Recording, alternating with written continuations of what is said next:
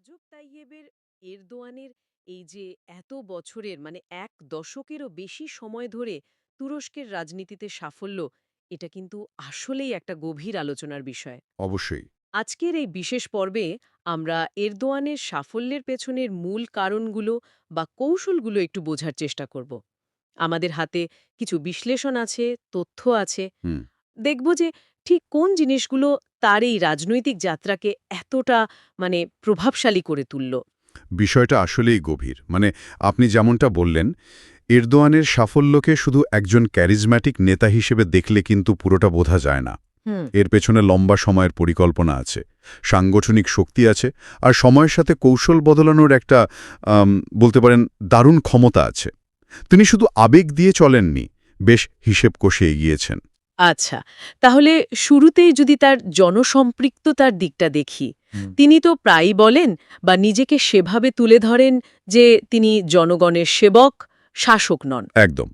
এই যে মাঠে ময়দানে সাধারণ মানুষের সাথে মেশা, এই কাছের মানুষ ইমেজটা, এটা ঠিক কিভাবে কাজ করেছে? দেখুন, এই বার্তাটা তো শুধু মুখের কথা ছিল না। এর পেছনে ছিল তার দল, মানে একেপির একটা বিশাল নেটওয়ার্ক, খুবই সুসংগঠিত। সংগঠনটা কেমন ছিল? একেবারে তৃণমূল থেকে শুরু করে জাতীয় পর্যায় পর্যন্ত একটা পিরামিড স্ট্রাকচার। বিশেষ করে মহিলা শাখা, যুব শাখা, এরা সাংঘাতিক সক্রিয়। আচ্ছা। তারা শুধু দলের নীতি প্রচার করে তা নয়, জনগণের সমস্যা শোনে, ছোটখাটো সাহায্য হয়তো করে, ফলে একটা ব্যক্তিগত যোগাযোগের জায়গা তৈরি হয়, বুঝলেন না? হ্যাঁ, হ্যাঁ। আর বার্তাগুলোও খুব নির্দিষ্ট ছিল। শহর, গ্রাম, তরুণ, বয়স্ক, নারী, প্রত্যেকের জন্য আলাদা কথা। জনসভায় তার ওই আবেগী বক্তৃতা, মাঝে মাঝে কবিতা বলা বা ধর্মীয় রেফারেন্স টানা। হুম, ওগুলো তো দেখাই যেত। হ্যাঁ, এই সব কিছু মিলিয়ে তিনি অনেকের কাছে একজন অভিভাবকের মতো একটা ভাবমূর্তি তৈরি করতে পেরেছিলেন। এই ব্যক্তিগত যোগাযোগের সাথে সাথে ধর্মীয় পরিচয় আর জাতীয়তাবাদী আবেগ, এই দুটোকেও তো তিনি বেশ ভালোভাবে ব্যবহার করেছেন মনে হয়। ঠিক। তুরস্কে তো দীর্ঘদিনের একটা ধর্মনিরপেক্ষতার ইতিহাস আছে। সেখানে এটা কিভাবে সম্ভব হল? এখানেই আসলে তার কৌশলের বাহাদুরি। তিনি কিন্তু সরাসরি সেকুলারিজমকে আক্রমণ করেননি, বরং ওই কাঠামোর ভেতরে থেকেই ইসলামী মূল্যবোধের জন্য জায়গা তৈরি করেছেন। যেমন? যেমন ধরুন, হিজাবের ওপর নিষেধাজ্ঞা তুলে দেওয়া বা ইমাম হাতিব স্কুলের সংখ্যা বাড়ানো, এগুলো বহু ধর্মপ্রাণ মানুষের কাছে খুব গুরুত্বপূর্ণ ছিল।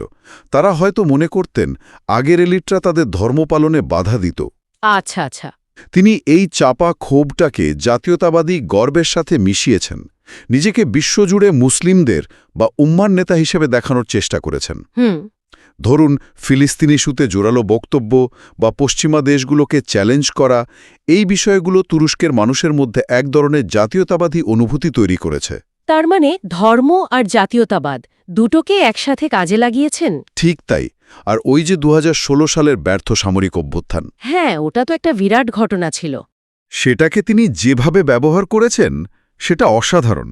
জনগণকে রাস্তায় নামতে বললেন, আর অভ্যুত্থান ব্যর্থ হওয়ার পর পুরো কৃতিত্বটা দিলেন সাধারণ মানুষকে। জনগণকে নায়ক বানিয়ে দিলেন একরকম। একদম। দেশের রক্ষক বা নায়ক, এতে তার প্রতি আনুগত্য আরও বাড়ল।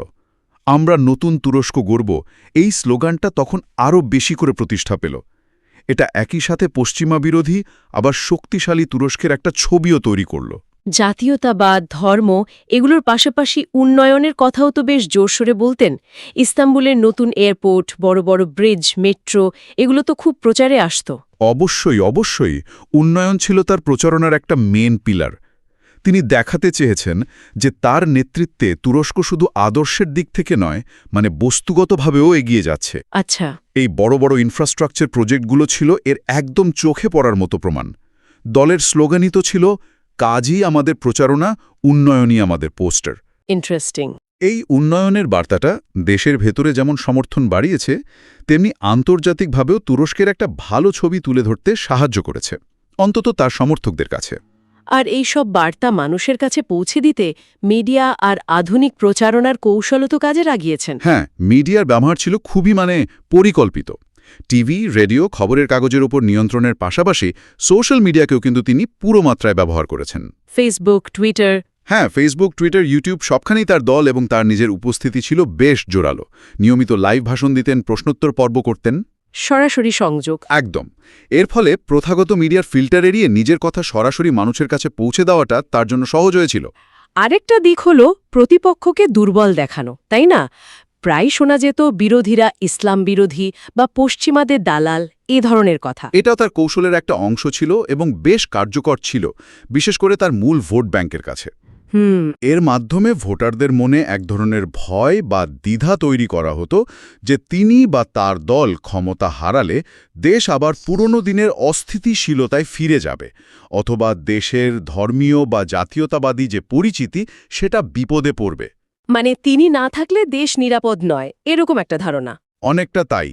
তিনি নিজেকে তুরস্কের স্থিতিশীলতা আর অগ্রগতির একমাত্র গ্যারান্টার হিসেবে প্রতিষ্ঠা করতে চেয়েছিলেন। এই বিভাজনের রাজনীতি তার ভোটকে এক জায়গায় আনতে সাহায্য করেছে। তাহলে সব মিলিয়ে যদি দেখি, এরদোয়ানের সাফল্য কিন্তু কোনো একটা জাদুকরী কৌশলের ফল নয়। না, একদমই না। বরং এটা হলো জনসম্পৃক্ততা, ধর্মীয় মূল্যবোধ, জাতীয়তাবাদ, চোখে পড়ার মতো উন্নয়ন আর আধুনিক প্রচারণার একটা জটিল মিশ্রণ। এর সাথে আছে একটা খুবই শক্তিশালী দলীয় সংগঠন। একদম ঠিক বলেছেন।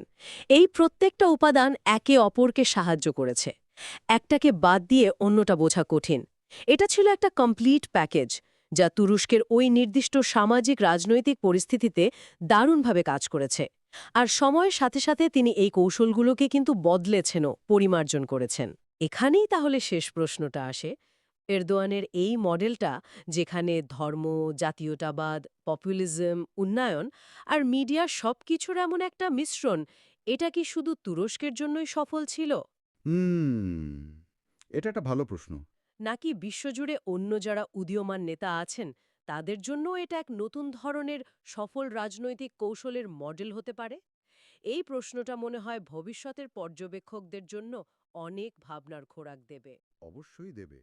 এটা নিয়ে আরও অনেক বিশ্লেষণ হবে নিঃসন্দেহে।